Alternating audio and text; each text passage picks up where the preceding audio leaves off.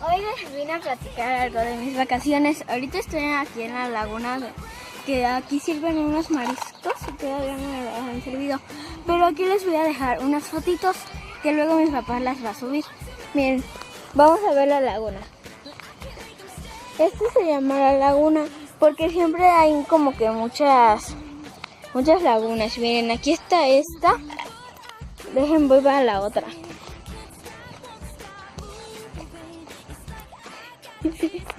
Voy a la otra.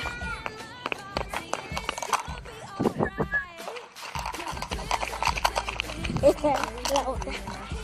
Debo de tener cuidado.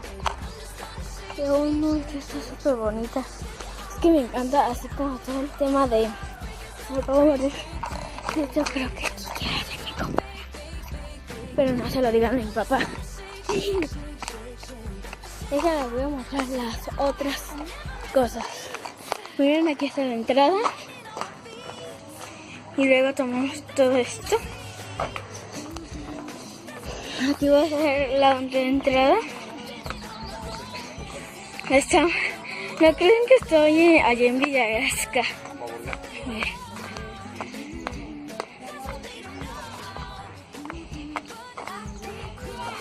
Esta es una lagunita. Y aquí está yo. Aquí está mi mamá. Y allá está mi papá. ¿Qué vieron? Es un pavo real. Están viendo un pavo real. Y yo allá. O sea, están viendo un pavo real. Y yo estoy acá tomando. A ver, les voy a tomar el pavo real. Porque no puedo. Ven, ahí va.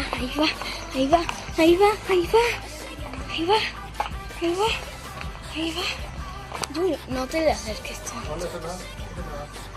Uy, mira, ahí va. Ahí está el pavo real. Ella se los cumplió una tarea de conocer un pavo real. Aquí está el pavo real, ya se los estoy mostrando los stars. O sea, no sé nada. A ver.